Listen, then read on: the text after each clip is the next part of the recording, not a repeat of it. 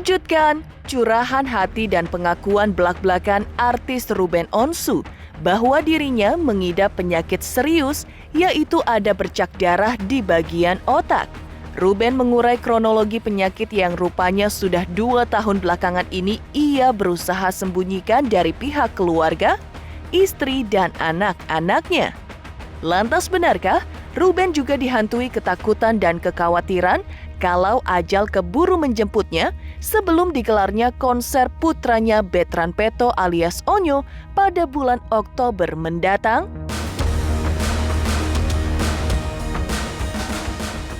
Didera penyakit serius, Ruben Onsu di sisi lain mengaku berusaha tetap terlihat sehat di depan ketiga anaknya, Onyo, Thalia, dan Tania. Lantas, benarkah pada momen ulang tahun Thalia dan Tania tersebut, Ruben sudah memberikan wasiat kepada anak-anaknya, termasuk kepada Onyo sebagai anak laki-laki sulung? Seperti apa perjuangan Ruben dalam berperang melawan penyakitnya yang harus mengkonsumsi obat 2 jam sekali dan terapi khusus 15-20 menit sekali? Lebih mengejutkan lagi, di tengah perjuangan Ruben melawan penyakitnya, Sarwenda, sang istri, diakui Ruben juga didiagnosa menderita penyakit yang serius sehingga harus menjalani operasi di bagian kepala. Dan demi anak-anak, Ruben yang juga dalam antrian akan menjalani operasi, meminta Sarwenda, sang istri, untuk menjalani operasi lebih dahulu.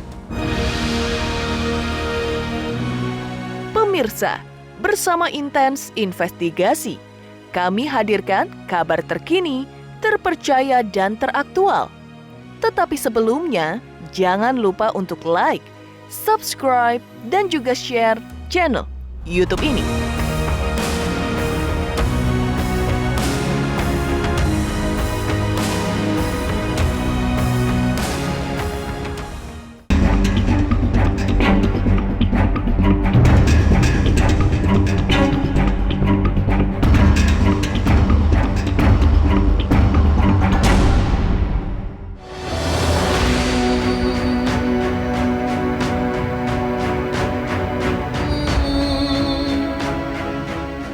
Di balik kelincahan dan semangatnya dalam melakoni berbagai aktivitas, Ruben Onsu rupanya memendam getir. Ya, baru-baru ini jagat entertainment terguncang dikejutkan oleh pengakuan suami Sarwenda ini. Secara eksklusif kepada tim Intens, Ruben mengurai apa yang dialaminya. Ruben mengaku bahwa ia mengidap penyakit yang serius, yaitu ada bercak darah di bagian otaknya.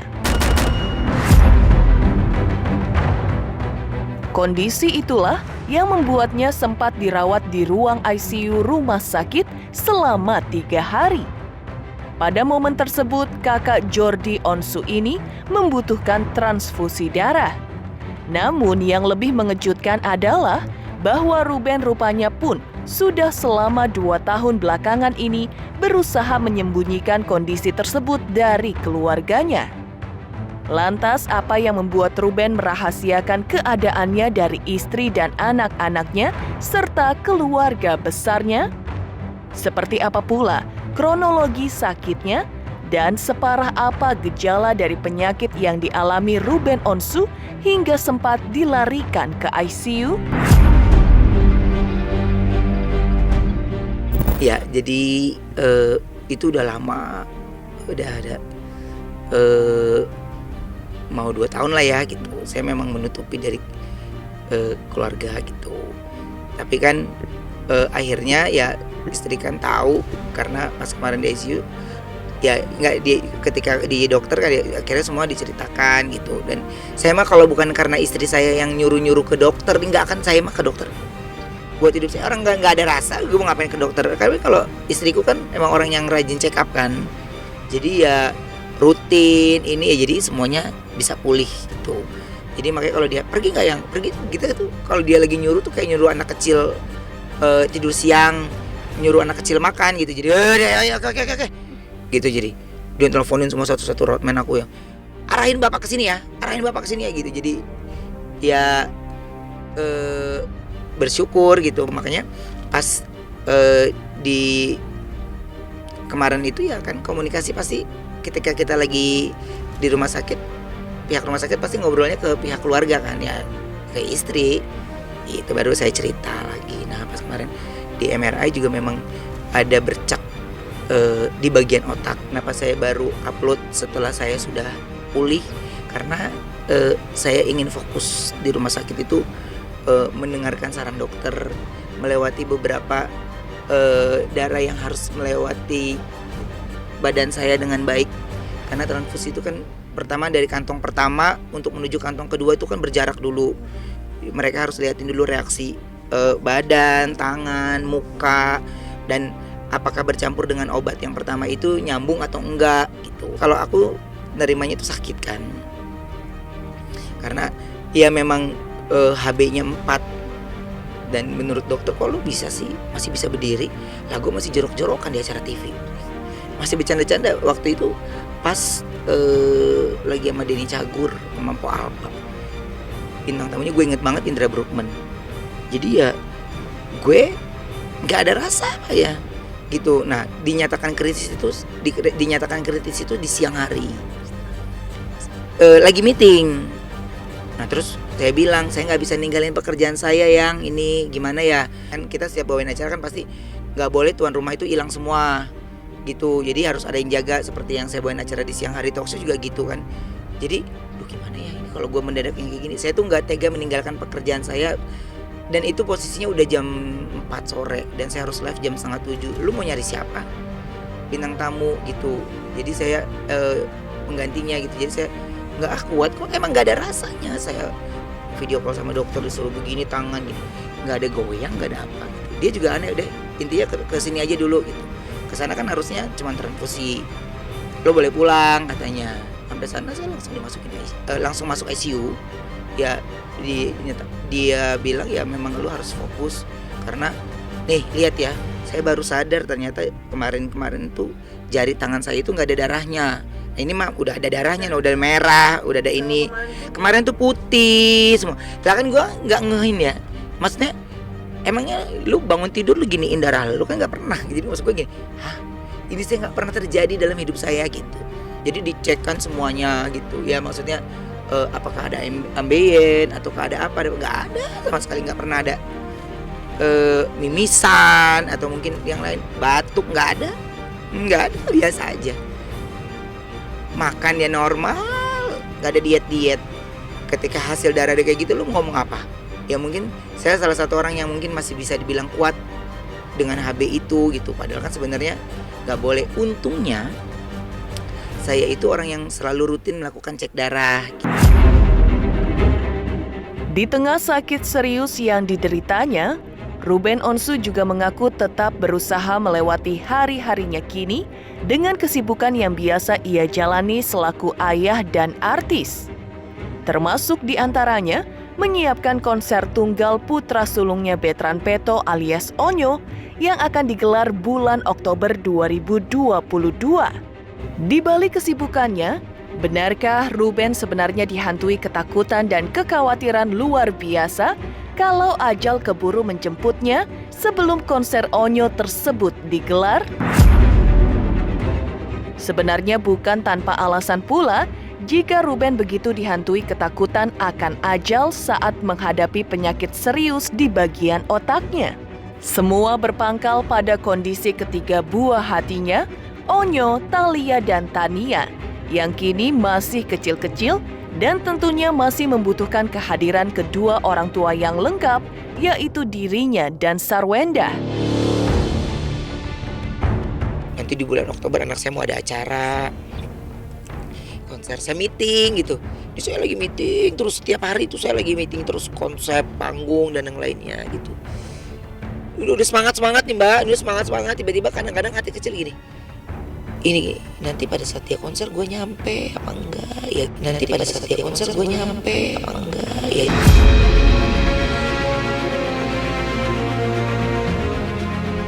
Kita duduk ya berdua ya, gimana ya yang anak-anak masih kecil gitu. Jadi kita harus semangat yuk.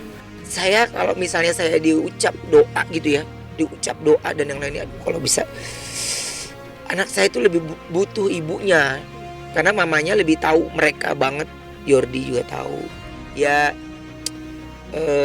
Banyak juga pesan yang saya sampaikan ke adik saya, ke Jordi gitu ya.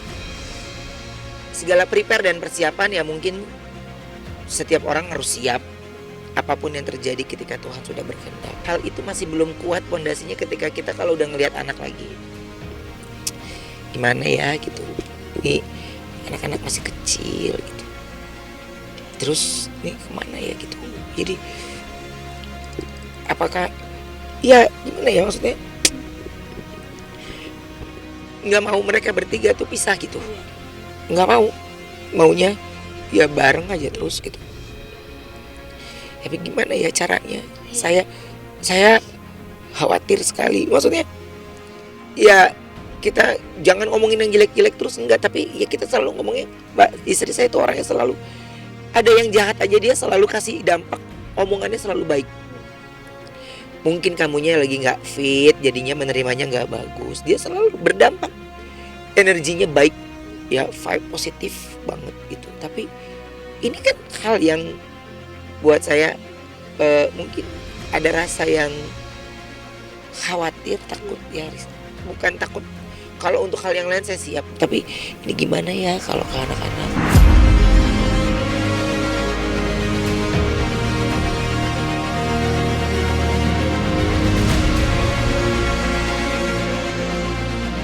Gempar pengakuan ketakutan Ruben Onsu jika ajal menjemputnya sebelum konser Onyo putranya digelar bulan Oktober 2022. Seperti apa pula perjuangan Ruben agar tetap terlihat sehat di depan anak-anaknya? Pemirsa Intens Investigasi, jangan lupa untuk like, subscribe, dan juga share channel YouTube ini. Halo, aku Bunga Zena. Saksikan terus Intens Investigasi yang tayang 3 kali sehari, Senin sampai Sabtu. Dan jangan lupa kalian like, share, dan subscribe.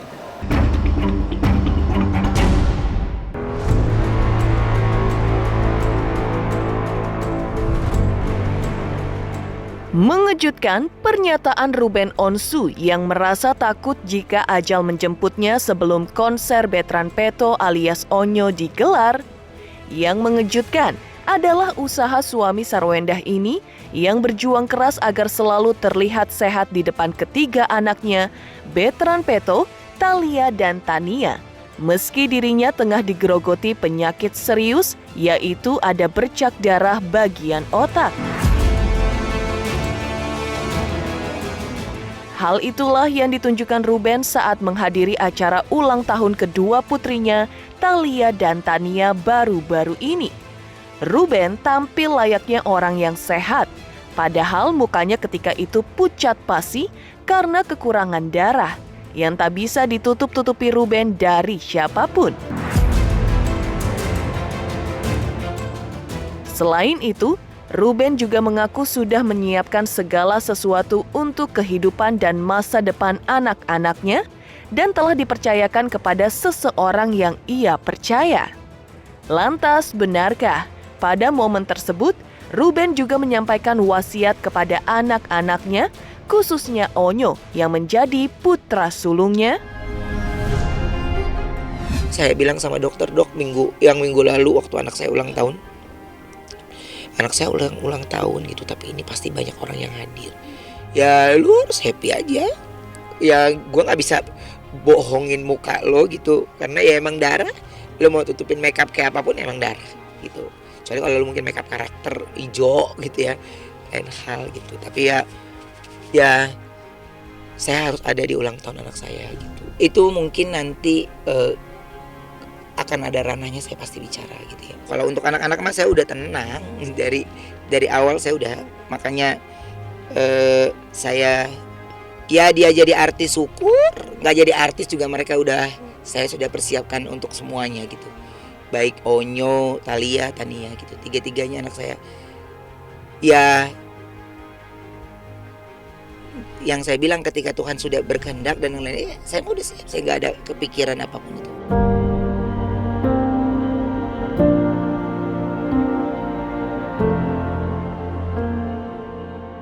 Kan karena dia menjadi anak laki-laki pertama ya, jadi dia harus belajar dewasa.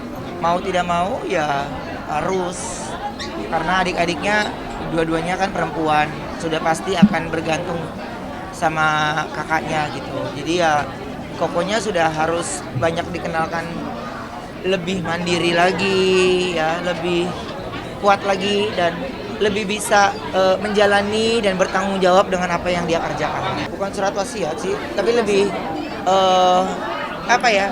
amanat ya ke anak-anak gitu, ke Onyo, terus ya ke Cici, ke Nia gitu ya. Lebih ngasih tahu aja yang selama saya masih ada kesempatan untuk bisa ngasih tahu ya layaknya orang tua ngasih tahu ke anak kan gitu. Iya menyampaikan pesan ya, karena di rumah kan hanya saya, bundanya, Onyo dan anak-anak gitu. Dan otomatis yang saya harus sampaikan kepada anak laki-laki gitu. Dan dia harus ya lebih ngejaga bundanya lagi.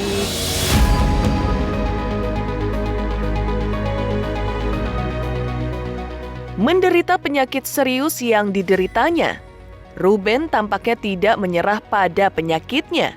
Ia berusaha tegar melewatinya dan berusaha sembuh dari sakit dengan menjalani pengobatan yang dianjurkan pihak dokter yang menanganinya. Suami Sarwendah ini berjuang melawan penyakitnya dengan rutin mengkonsumsi obat setiap 2 jam sekali. Bahkan ada terapi yang dijalaninya setiap 15 hingga 20 menit sekali. Hal itu juga dijalani Ruben setiap kali ia menjalani syuting. Iyalah beda, iya memang ada obat gitu kan gitu, dan terus jadi ya udah ada jam-jam khususnya gitu, ya udah ada jam-jam khususnya, makanya ya gimana ya, ngejelasin pokoknya panjang deh. Pokoknya saya melewatinya itu dengan happy aja. Jadi kalau minum obat ya kayak makan permen aja gitu, jadi nggak yang gue gini, enggak sih, nyantai aja. Ada hal-hal yang menjadi sensitif atau dan yang lainnya ya saya sudah sampaikan kepada orang-orang yang tepat, kepada orang-orang yang menurut saya bisa percaya. Yang kalau teman-teman kerja di sekeliling itu pasti saya info. Ya jangan risih ya, karena gue emang pasti ngelakuin hal ini dalam 2 jam sekali. Mungkin per 15 menit atau mungkin per 20 menit gitu, karena ya gue lagi dalam tahap gini. Jadi kan kadang-kadang risih ya Mbak, kalau ada yang hal yang di luar, lu kenapa sih kok tiba-tiba begini, kan ada hal yang biasa nggak teman kita lakuin terus kita lakuin, kan pasti dia akan ngerasa. Saya nggak mau saya tuh orangnya takut gitu nyakitin atau merasa orang terganggu gitu. Doakan sehat terus lah. Jadi saya rasa apapun itu yang menjadi niat supaya sehat ya pasti mudah-mudahan didengar sama Tuhan gitu. Jadi harus optimis dan semangat terus. Ya semangat paling terkuat itu ya dari keluarga. Keluarga memberikan semangat yang luar biasa ya, saya rasa baik saya dan bundanya juga pasti bisa lebih semangat lagi. Perjuangan Ruben Onsu untuk tetap terlihat sehat di depan anak-anaknya, seperti apa pula pengakuan Ruben soal sang istri Sarwendah yang juga diserang penyakit misterius? Pemirsa Intens Investigasi, jangan lupa untuk like, subscribe, dan juga share channel YouTube ini. Halo, aku Bunga Zena. Saksikan terus Intens Investigasi yang tayang 3 kali sehari, Senin sampai Sabtu, dan jangan lupa kalian like, share, dan subscribe.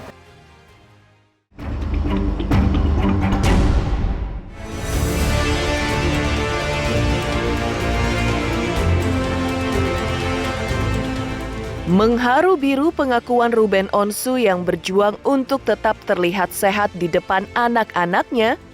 Gempar pula pengakuan Ruben soal istrinya Sarwendah yang rupanya juga tengah diserang penyakit misterius yang menyerang batang otaknya. Ya, di tengah perjuangan Ruben mengumpulkan kekuatan agar bisa kuat dan bertahan dari penyakit di bagian otaknya, Ruben juga kuat menerima kenyataan bahwa sang istri juga menderita penyakit langka dan serius yang dianjurkan dokter harus menjalani operasi di bagian kepala. Saat Ruben yang tengah menunggu jadwal untuk menjalani operasi dirinya, namun Ruben lebih mendahulukan Sarwenda demi anak-anak. Tapi benarkah Sarwenda justru meminta Ruben untuk lebih dulu dioperasi?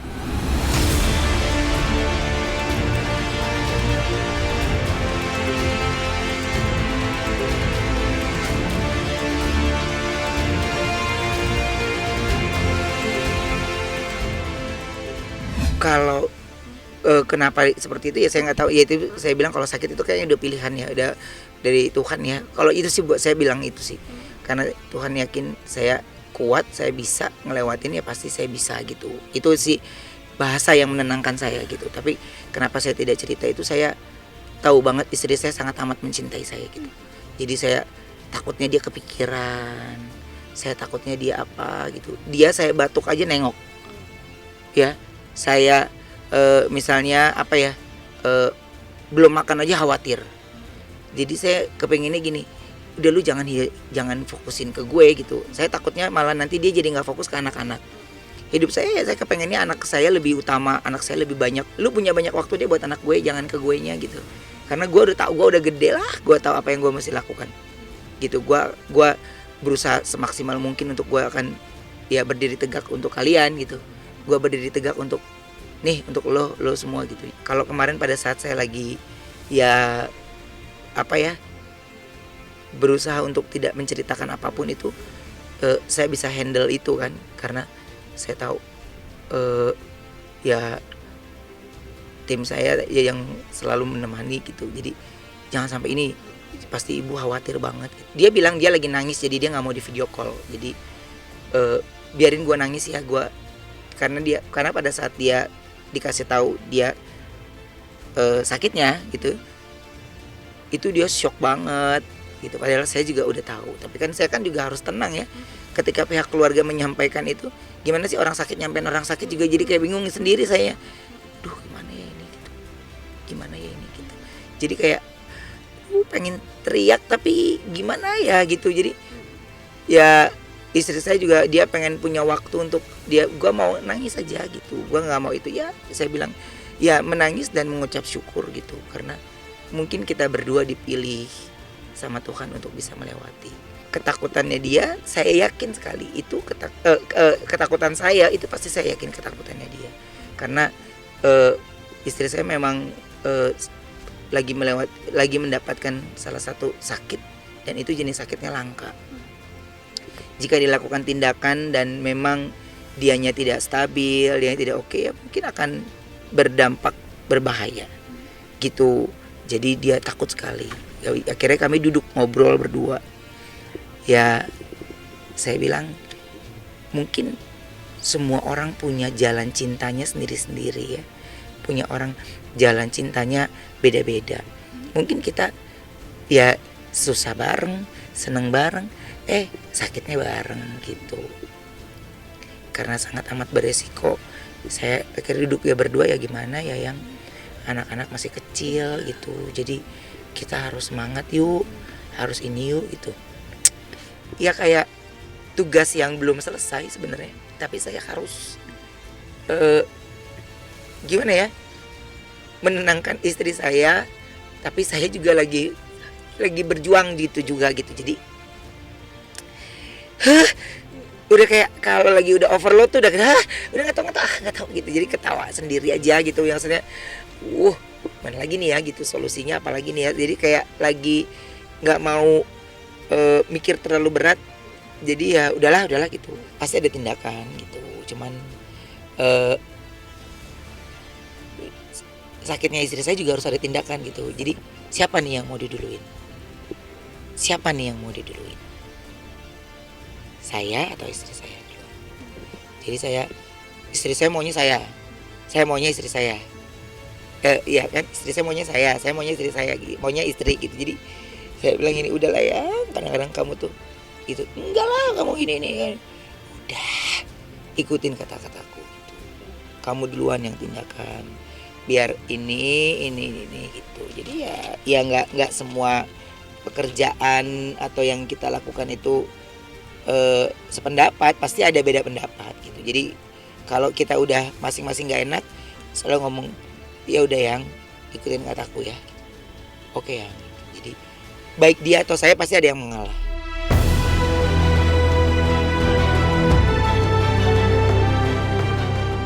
Sama-sama menderita penyakit serius di bagian otak, Ruben dan Sarwenda hingga saat ini masih terlihat melakoni kesibukan masing-masing. Ruben tetap syuting, sedangkan Sarwenda sebagai ibu rumah tangga dan juga memantau bisnis keluarga mereka. Lantas, seperti apa sebenarnya perkembangan kondisi kesehatan Ruben dan Sarwenda? Benarkah Ruben sudah siap untuk menjalani proses operasi di dalam atau di rumah sakit luar negeri?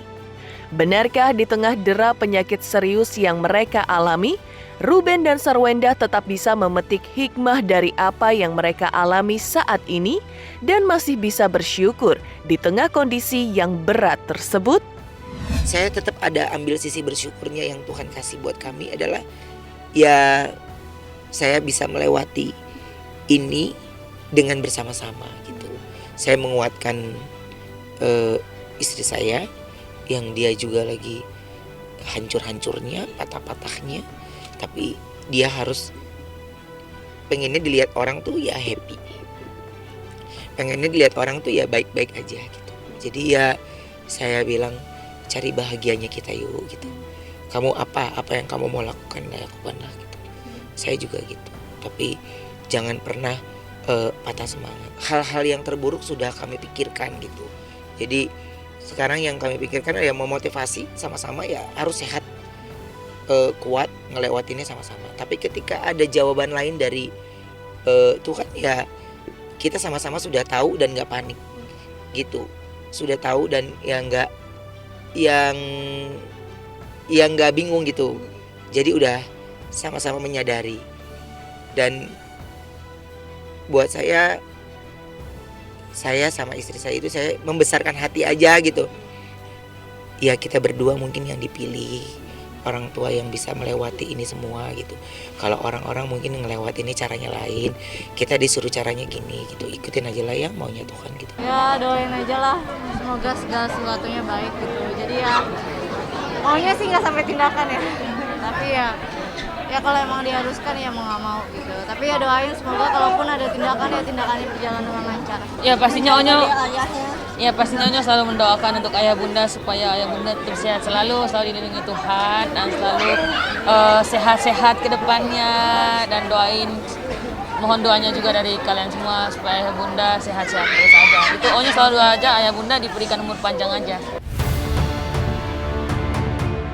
Demikian pemirsa, kabar terkini, terpercaya dan teraktual yang kami hadirkan hari ini. Saksikan terus Intens Investigasi setiap hari Senin sampai dengan Sabtu, tayang 3 kali sehari, yaitu pada pukul 11 siang, 3 sore dan 7 malam, tentunya hanya di YouTube channel. Dan pastikan jangan lupa untuk like, subscribe, share, dan juga komen channel Intens Investigasi.